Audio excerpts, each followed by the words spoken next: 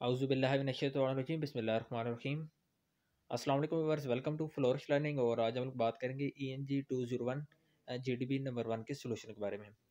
ठीक है व्यूअर्स, तो वीडियो को आपने एंड तक देखना है और इस वीडियो को देखने के बाद इंशाल्लाह आपको ENG 201 की GDB को लेकर किसी से कुछ भी पूछने की ज़रूरत नहीं पड़ेगी। ठीक है, इस वीडियो में एक तो आपके कंसेप्ट को भी क्लियर करूँगा किसी हद तक, और उसके साथ साथ जो मेरा मेन फोकस है वो ये है कि आपको यहाँ पे रिटन मटेरियल प्रोवाइड कर दूँ। ठीक है, यहाँ पे दो डिफरेंट किस्म के आपको टॉपिक्स दिए गए हैं। हम दोनों टॉपिक्स को वन बाय वन डिस्कस करेंगे। ठीक है, टॉपिक्स को डिस्कस करने से पहले मैं आपको इसकी जो लास्ट डेट है, ठीक है, वो है 15 जुलाई 2021। ठीक है, उसके बाद जो वर्ड्स लिमिट है, इन दो चीज़ों को आपने माइंड में रखना होता है GDB के लिए। ठीक है, बाकी यहाँ पे कोई खास इंस्ट्रक्शन वैसे नहीं थी जिससे मैंने यहाँ पे ऐड नहीं की। दो मेन चीज़ें हैं, वर्ड्स लिमिट आपने माइंड में रखनी है 200 से लेकर 250, और उसके बाद ड्यू डेट जो है वो है 15 जुलाई 2021। ठीक है, तो अब हम यहाँ पे टॉपिक्स को डिस्कस करते हैं। ठीक है, अब जो यहाँ पे पहला टॉपिक है, तो पहले ये है कि in today's business world employers prefer performing CVs. ठीक है, उसमें आ जाता है videos and presentations instead of traditional written CVs, give your opinion about this modern trend. इसमें क्वेश्चन बड़ा सिंपल सा है, फिर भी आपको समझा देता हूँ कि इन टूडेज बिजनेस वर्ल्ड, कि आजकल का जो कारोबारी ज़माना है, ठीक है, आजकल यानी कि जो कारोबारी दुनिया, इसमें एम्प्लॉयर्स प्रेफर परफॉर्मिंग सीवीज।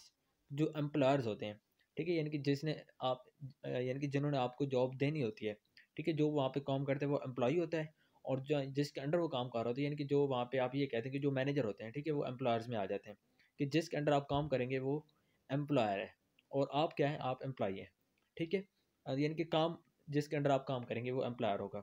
ठीक है, तो अब यहाँ पे एम्प्लॉयर्स प्रेफर परफॉर्मिंग सीवीज, कि जो एम्प्लॉयर्स हैं, ठीक है, जिसके अंडर आपने काम करना है, वो यानी कि प्रेफर करते हैं परफॉर्मिंग सीवीज को। परफॉर्मिंग सीवीज मतलब कि जिसके अंदर वीडियो, उसके बाद या प्रेजेंटेशन, ठीक है, ये दोनों भी, यानी कि कई दफ़ा दोनों भी हो सकती हैं, और कई दफ़ा वीडियो हो सकती है, कई दफ़ा प्रेजेंटेशन भी हो सकती हैं। ठीक है, instead of traditional written CVs.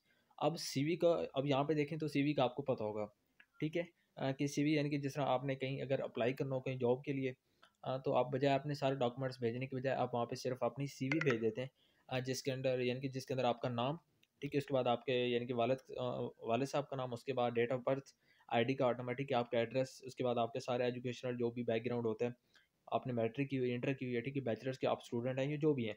ठीक है, उसके बाद अगर आप कहीं टीचिंग वगैरह कर रहे हैं या किसी भी फील्ड में आप काम कर रहे हैं, उसका एक्सपीरियंस आपको, यानी कि उसका एक्सपीरियंस आपको है किसी भी काम का। ठीक है, तो वो सारी चीज़ें, यानी कि आपका A to Z, आप ये कहते हैं कि आपका बायोडाटा जो होता है आपके मुतालिक, वो सारा आपकी सीवी में इंक्लूड होता है। हाँ, तो अब यहाँ पे सीवी की इन्होंने दो टाइप्स का आपको बताया, कि एक सीवी कौन सी होती है, ट्रेडिशनल रिटर्न, कि रवायती जो लिखी जाती है, ठीक है, यानी कि लिखी हुई सीवीज़ का आपको पता होगा, जो पेपर्स के ऊपर होती हैं, ठीक है, यानी कि कागज़ के ऊपर जो आपका सारा बायोडाटा लिखा होता है, वो होती है ट्रेडिशनल, यानी कि वो रिटर्न सीवी होती है। और ट्रेडिशनल मतलब कि रवायती, कि हर कहीं वही चलती हैं, ठीक है, यानी कि उसको जो, इसलिए उसको यहाँ पे रवायती कहा जा रहा है। उसके बाद जो दूसरी यानी कि सीवीज़ की यहाँ पे टाइप्स आपको बताई गई है, परफॉर्मिंग सीरीज़।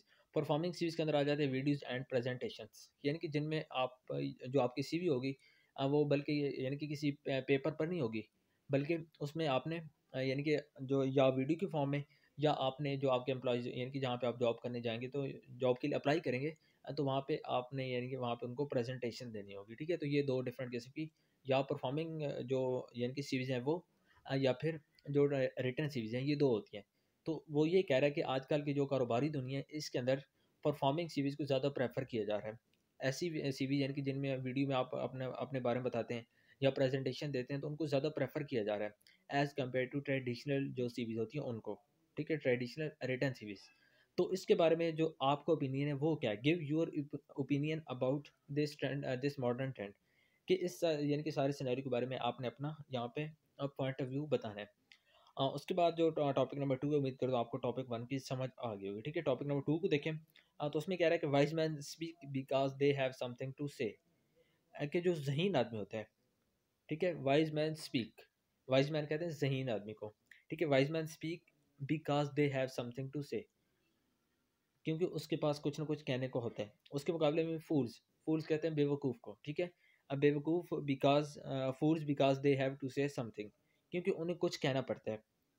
अब यहाँ पे थोड़ा सा फ़र्क हो गया है, कि वाइज मैन स्पीक, जो ज़हीन आदमी होता है वो बोलता है क्योंकि उसके पास कुछ होता है। ठीक है, अब यहाँ पे कुछ होने का क्या मतलब है?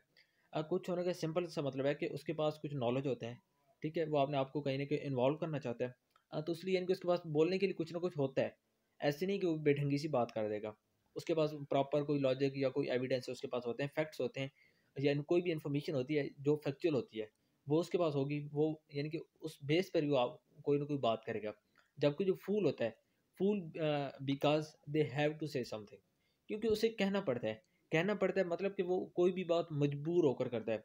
उसके पास कहने के लिए कुछ नहीं होता। यानी कि अब यहाँ पे एग्ज़ाम्पल आप ये ले लें कि कहीं पे भी एक फूल है, ठीक है? एक वाइज़ मैन है, बल्कि एक यानी कि 2 बंदे आपस में बात कर रहे हैं। बल्कि एक तीसरा बंदा है और 2 उसके साथ बात कर रहे हैं, ठीक है? अब देखते हैं कि तीसरा जो है उससे कुछ पूछे नहीं जा रहा, वो खुद ही अपने यानी कि जो बातें हैं वो बता रहा है। मतलब ये है कि वो वाइज़ मैन है। जबकि जो दूसरा है, उससे अगर आप पूछेंगे तो वो बताएगा आपको। मतलब कि उसके पास कुछ नहीं है, वो मजबूर होकर या फ़ॉर्मेलिटी जैसे आप कहते हैं कि फ़ॉर्मेलिटी पूरी करने के लिए अपनी बात बताएगा, तो उसको यहाँ पे कहा गया है कि fool because they have to say something, क्योंकि उसे मजबूरन कहना पड़ता है। Said by the great philosopher Plato. तो ये जो यानी कि क्यूट है, ये उसकी जानिब से कहा गया है। प्लाटो एक फिलोसोफर है, अज़ीम फिलोसोफर, ठीक है? उसकी जानिब से कहा गया है। उसके बाद what do you understand from the given statement keeping in the view the knowledge you have gained so far of effective communication. तो इस सारी चीज़ों को यानी कि इस सारी चीज़ को अपने माइंड में रखना है, किस चीज़ को, what do you understand from the given statement, कि आपने ये जो गिवन स्टेटमेंट है, स्टेटमेंट मैंने आपको रीड करके बता दी कि इस गिवन स्टेटमेंट से आपने यानी कि क्या चीज़ समझी है। उसके बाद in keeping in the view the knowledge you have gained so far of effective communication, कि आज तक जो भी आपने इफेक्टिव कम्युनिकेशन को लेकर नॉलेज गेन किया, सारे नॉलेज की बेस पर आपने यहाँ पे आंसर देना है। Your answer must be logical and comprehensive. Words limit मैंने आपको बता दिया है। तो अब हम चलते हैं दोनों आंसर की तरफ, ठीक है? अब यहाँ पे आप देखें, तो टॉपिक नंबर 1 है। जैसे मैंने आपको बताया, ठीक है, सीवीज़ का आपको आइडिया हो गया है। उसके बाद आपको आइडिया हो गया कि ट्रेडिशनल रिटन सीवीज़ क्या होती हैं, ठीक है? उसके बाद आपको ये भी आइडिया हो गया कि जो मॉडर्न यानी कि, ठीक है, परफॉर्मिंग जो सीवीज़ हैं वो क्या होती हैं, जिनके अंदर वीडियोज़ की मैंने बात की। उसके बाद प्रेजेंटेशंस की भी क्वेश्चन में ज़िक्र है। तो अब यहाँ पे आपने क्या बताना है, ठीक है? अब यहाँ पे आपने थोड़ा-सा, उन्होंने आपसे पूछा कि उन्होंने आपसे ये पूछा है कि आजकल जो एम्प्लॉयर्स हैं, ठीक है? एम्प्लॉयर्स क्या करते हैं कि वो बजाय रिटन सीवी को यानी कि प्रेफ़र करने के, वो आजकल ये चाहते हैं कि उनके सामने अगर परफॉर्मिंग जो सीवीज़ होती है वो आ जाएँ। परफॉर्मिंग सीवीज़ मतलब कि वीडियोज़ या प्रेज़ेंटेशन की फ़ॉर्म में उनके सामने सीवीज़ जाएँ, ठीक है? उनको ज़्यादा प्रेफ़र कर रहे हैं। अब यहाँ पे आपने क्या करना है, आपने उनको, उन्होंने आपसे कोई रीज़न नहीं पूछी, उन्होंने आपको जस्ट ये कहा है कि आपने यहाँ पे अपना पॉइंट ऑफ व्यू देना है। पॉइंट ऑफ व्यू मतलब ये देना है कि आप, लाज़मी बात है कि यहाँ से आपने रीज़न ही बतानी है। उन्होंने आपसे रीज़न का कहा नहीं है, लेकिन आपने अपना पॉइंट ऑफ व्यू रीज़न में ही देना है। मतलब ये कि रीज़न आपने ये देनी है कि जो एम्प्लॉयर्स हैं, ठीक है, वो ट्रेडिशनल सीवी को क्यों यानी कि प्रेफर नहीं करते। उसके बाद जो दूसरी उन्होंने बताया कि परफॉर्मिंग सीवी को वो प्रेफर क्यों कर रहे हैं, ठीक है? तो लाजमी बात है कि जिस चीज़ को वो प्रेफर कर रहे हैं उसके एडवांटेजेस होंगे। तो उसके एडवांटेजेस क्या हैं वो आपने यहाँ पे बताने हैं। उसके बाद जो यानी कि ट्रेडिशनल रिटन सीवीज हैं उनको प्रेफर क्यों नहीं कर रहे, तो लाजमी बात है जब नहीं कर रहे तो मतलब उसको कोई नुकसान है। तो उसका जो भी नुकसान आपकी नज़र में है वो आपने यहाँ पे बता देना है। अब यहाँ पे अगर मैं इन शॉर्ट आपको बता दूँ, ठीक है, ट्रेडिशनल जो रिटन सीवीज होती हैं यानी कि जो लिखी हुई सीवी होती है, पहली बात तो ये है कि आजकल क्या होता है कि अक्सर स्टूडेंट्स अपनी अच्छी सीवीज मतलब कि फेक सीवीज बना लेते हैं। उनके पास कोई ख़ास चीज़ नहीं होती। और स्पेशली जब भी आपने प्राइवेट स्कूल में यानी कि जॉब करनी हो या कहीं भी आपने प्राइवेट डिपार्टमेंट में जॉब करनी हो, तो वहाँ पे ये जो फेक सीवीज़ होती हैं ये चल जाती हैं। आप अपनी सीवी हर कहीं भेज देते हो, वो आपसे इम्प्रेस हो जाता है और इंटरव्यू वगैरह में आपके डॉक्यूमेंट्स कोई ख़ास चेक नहीं किए जाते, जिसकी वजह से आपका यानी कि जो काम होता है वो चल जाता है। तो ट्रेडिशनल सीरीज़ का ये एक बहुत बड़ा डिसएडवांटेज है कि उसमें जो यानी कि स्टूडेंट्स के अंदर कोई भी अप्लाई करने वाला है, तो उसके अंदर इतनी एबिलिटीज़ नहीं होती। अब हर कोई बराबर नहीं होता, लेकिन कई ऐसे होते हैं कि उनके अंदर इतनी एबिलिटीज़ नहीं होती हैं कि जितनी वो वहाँ पे सीवीज़ में मेंशन कर देते हैं। तो उसके बाद ये एक इसका साइड इफ़ेक्ट है, मतलब कि इसका ट्रेडिशनल रिटन सीवी का एक डिसएडवांटेज है। उसके बाद इसमें क्या होता है, इसमें ये होता है कि यहाँ पे जब स्टूडेंट अपनी एक्स्ट्रा बातें लिख देते हैं, तो उसके बाद उनके अंदर यानी कि इतनी स्किल्स नहीं होती हैं, ठीक है? उसके बाद यानी कि उसके अंदर इतनी स्किल्स नहीं होंगी। और उसके बाद जैसे ही यानी कि वो जो उसके जो आगे से एम्प्लॉयर होगा वो उसकी सीवी को देखता है तो एक दफ़ा बहुत इम्प्रेस हो जाएगा। लेकिन इम्प्रेस होने के बाद जब उसे कोई बात करेगा तो उसके अंदर इतनी एबिलिटीज़ नहीं होंगी।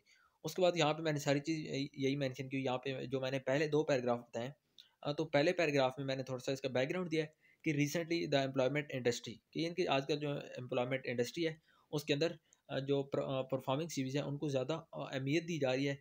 और उसकी वजह क्या है कि परफॉर्मिंग सीवीज। उसके बाद देखें both the CVs have their on characteristics. तो इन दो यानी कि दोनों जो सीवीज हैं इनके अपने अपनी करेक्टरिस्टिक्स हैं, इनके अपने अपने एडवांटेजेस भी हैं, इसके डिसएडवांटेजेस भी हैं। अब देखा जाए तो इसका जो एडवांटेज होता है, ठीक है, एम्प्लॉयर के लिए, एम्प्लॉयर मतलब कि जिसके अंडर आपने यानी कि जिसको आप अपनी सीवी जमा कराएंगे, तो उसके लिए एडवांटेज ये होगा इसका, ठीक है, ट्रेडिशनल सीवी का, कि वो यानी कि उसी टाइम आपकी जो उसकी यानी कि जो आप उसको देंगे रिटर्न फॉर्म में, तो वो रीड कर लेता है, ठीक है, उसको कोई खास मेहनत नहीं करनी पड़ती, उसको कोई खास फोकस नहीं करना पड़ता, सामने लिखी हुई चीज़ होती है वो रीड कर लेता है। इसी तरह जो स्टूडेंट्स होते हैं उनके लिए ये फ़ायदा है कि वो अब यहाँ पे अपनी फेक चीज़ें बता देते हैं, तो फ़ायदा तो हो जाता है, असल में यानी कि फ़ायदा नहीं है, लेकिन उनको फ़ायदा हो जाता है एक्चुअली, ठीक है। उसके बाद आप देखें तो यहाँ पे जो तीसरा पैराग्राफ है इसमें मैंशन किया कि but as I mention above, कि जो परफॉर्मिंग सीरीज हैं, जिससे मैंने ऊपर बात किया कि जो परफॉर्मिंग सीरीज हैं वो आजकल is quickly taking over traditional written series.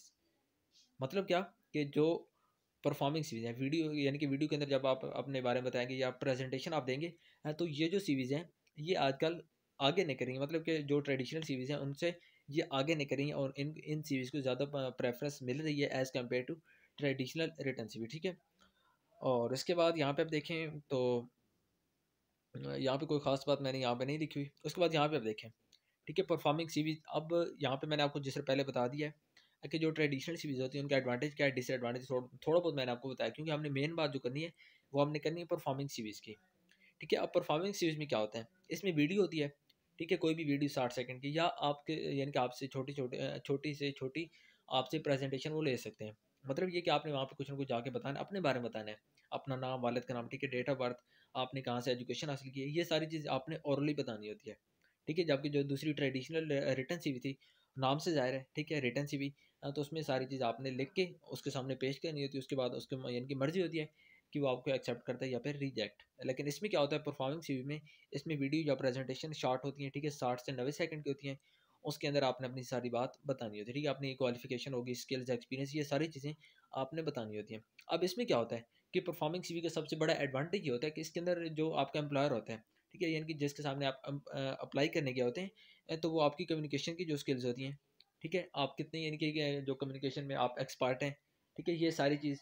उसके बाद बात करने का स्टाइल, ठीक है, उसके बाद आपके खड़े होने का स्टाइल, उसके बाद आपके बोलने के स्टाइल में, यानी कि ये सारी चीज़, आपके एटीट्यूड्स, आपके बिहेवियर्स, ठीक है, आपका जो यानी कि वो क्या क्या कहते हैं, आई कांटेक्ट, ठीक है, उसके बाद आपकी जो फेस एक्सप्रेशंस, उसके बाद आपकी यानी कि बॉडी लैंग्वेज, तो ये सारी चीज़ें वहाँ पे मैटर करती हैं, ठीक है। तो इससे यानी कि इसका जो बहुत बड़ा एडवांटेज यही है कि इसमें जो आपका इंटरव्यू यानी कि जो आपका एम्प्लॉयर होता है, तो वो यानी कि बजाय जो दूसरा इंटरव्यू होता है, ठीक है, इंटरव्यू लेने से पहले ही सारी चीज़ों के बारे में वाकिफ़ हो जाता है कि इसके बंदे में यानी कि इसमें स्किल्स क्या हैं, इसका जो यानी कि ये बात कर रहा है, इसके बात करने का स्टाइल क्या है, इसके खड़े होने का स्टाइल क्या है, क्या ये आपके साथ आई कांटेक्ट कर रहा है, नहीं कर रहा है, ठीक है, उसके बाद इसकी बॉडी लैंग्वेज क्या है, इसके फेस एक्सप्रेशंस क्या है, ठीक है, उसके बाद इसके हैंड्स कहाँ पे जा रहे हैं, ये अगर बैठे है तो क्या कर रहा है, खड़ा है तो ये कहाँ पे देख रहा है, इधर उधर तो नहीं देख रहा, कहीं आई कांटेक्ट कर रहा है, नहीं कर रहा, तो ये सारी चीज़ें वहाँ पे मैटर करती हैं, ठीक है। तो इसलिए कहा जाता है कि ये जो यानी कि मेन इसका एडवांटेज होता है वो यही होता है कि इसमें इंटरव्यू से पहले ही आपको काफ़ी सारी चीज़ों का आइडिया हो जाता है, ठीक है। उसके बाद यहाँ पे आप देखें तो यहाँ पे मैंने यही बात की यहाँ पे दोनों पैराग्राफ में, ठीक है। उसके बाद देखें तो performing CVs give hiring manager more personal feel for the candidate even before the actual interview. यहाँ वही बात कर रहा है कि इसमें क्या होता है कि जो यानी कि बाद में इंटरव्यू होता है, तो इंटरव्यू से पहले ही जो इंटरव्यूअर यानी कि जो एम्प्लॉयर होता है उसके ऊपर आपका इंप्रेशन चला जाता है, वो पहले ही आपको जान लेता है, ठीक है। तो ये यानी कि आप ये कह दें कि क्विक भी है, आपको यानी कि दोबारा इंटरव्यू की तरफ नहीं जाना पड़ता। जिन कैंडिडेट्स में कोई यानी कि पोटेंशियल होता है उनको आपको आइडिया हो जाता है, आप उसको सिलेक्ट कर लेते हैं, और जिनमें नहीं होता आप उनको इंटरव्यू के लिए भी कॉल नहीं करते, ठीक है। तो यहाँ पे एक किस्म का ये आप ये कह दें कि इनिशियल इंटरव्यू आपको हो जाता है किस चीज़ में, जो परफॉर्मिंग सीरीज होती हैं वीडियोज़ या प्रेजेंटेशन में, ठीक है। तो उम्मीद करता हूँ आपको ये समझ आ गया होगा। मैंने काफ़ी डिटेल में नहीं बताया, क्योंकि काफ़ी स्टूडेंट डिटेल को सुनते ही नहीं है। हम लोग यहाँ पे इतनी मेहनत करते हैं और आप लोग सुनते नहीं, जिस चीज़ का फ़ायदा नहीं है, तो मैं यहाँ पे इतनी खास बात डिटेल में मैंने यहाँ पे बात नहीं की है, सिर्फ और सिर्फ यानी कि लिमिटेड मैंने आपको बात बताई कि ताकि थोड़ा बहुत आपके कंसेप्ट क्लियर हो जाए। उसके बाद टॉपिक नंबर 2, ठीक है, टॉपिक नंबर 2 का जो क्वेश्चन है वो मैंने आपके साथ ऑलरेडी डिस्कस कर लिया है, कि जो ज़हीन आदमी होता है, ठीक है, वो बात करता है क्योंकि उसके पास कुछ होता है, वो उसलिए बात करते हैं, जबकि जो यानी कि जो बेवकूफ़ आदमी होते हैं, तो वो उसलिए बात करते हैं क्योंकि उसको बात करनी पड़ती है। मतलब ये कि जो ज़हीन आदमी बात करता है, जब भी आप किसी भी ज़हीन आदमी को बात करते हुए देखेंगे, ठीक है, तो वो आपको कहीं न कहीं इन्वॉल्व नज़र आएगा। मतलब ये कि कहीं भी बात हो रही होगी, अगर उसके अंदर कोई पोटेंशियल है, उसके पास नॉलेज है, वो ज़हीन है, तो उसके बाद लाज़मी बात है वो वहाँ पे बात करेगा, वो वहाँ पे अपना नॉलेज शो करेगा, अपनी स्किल शो करेगा, ठीक है। लेकिन जब जो दूसरों को फूल, ठीक है, वो उस टाइम तक नहीं करेगा जब तक उससे कोई बात नहीं की जाएगी। मतलब उसके पास मेन चीज़ ये है कि उसके पास कहने के लिए कुछ नहीं होता, उसको ज़बरदस्ती आप कुछ ना कुछ बुलवाते हैं। लेकिन जो ज़हीन आदमी होगा वो खुद ही बोलेगा, ठीक है, कोई भी यानी कि प्रोसेस होगा उसको अपनी तरफ से इनिशिएट करेगा। कोई भी बात हो रही है कि वहाँ पे अपना अमल दखल, ठीक है, अपने आप को वहाँ पे इन्वॉल्व करेगा, क्योंकि उसके पास बोलने के लिए तो उसके पास लॉजिकल इन्फो यानी कि फैक्चुअल इन्फॉर्मेशन होती है, उसके पास लॉजिकल आर्गूमेंट्स होते हैं, उसके पास नॉलेज होता है, ठीक है। उसके जो यानी कि स्टाइल ऑफ स्पीकिंग है वो बहुत ज़बरदस्त किस्म का होता है, उसके अंदर कम्युनिकेशन स्किल्स बड़ी ज़बरदस्त अंदाज में होती हैं, ठीक है। तो ये सारी चीज़ उसके अंदर होती हैं, तो उसके बाद वहाँ पे वो बोल पड़ता है। जबकि जो दूसरा है, दूसरा कौन सा, फूल, ठीक है, वो वहाँ पे इसलिए बात नहीं करते क्योंकि उसके अंदर कुछ होता नहीं है, उसके अंदर ना स्किल्स होती है कोई कम्युनिकेशन की, ठीक है, ना उसके अंदर बात करने का स्टाइल होता है, ना उसका यानी कि जो उसके बाद ना उसके पास कोई नॉलेज होता है, कोई इन्फॉर्मेशन, कोई फैक्चुअल उसकी जो बात होगी किसी यानी कि बिल्कुल बेसलेस होती है, उसका हकीकत से कोई ताल्लुक नहीं, इस तरह की वो बात करेगा। जबकि जो ज़हीन आदमी होता है उसके पास सब कुछ होता है, तो इसलिए वो वहाँ पे बात करते हैं जहाँ पे उसको लगता है कि यहाँ पे मेरी ज़रूरत है, तो उसके बाद वो वहाँ पे बात करते हैं।